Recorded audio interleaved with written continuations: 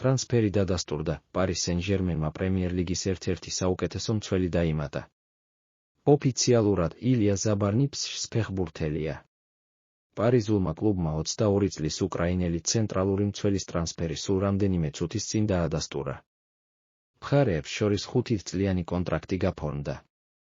პარის სენ-ჟერმენმა ახალგაზრდა ფეხბურთელის სანაცვლოდ ბორმუნთს დაახლოებით 66 მილიონი გადაუხადა.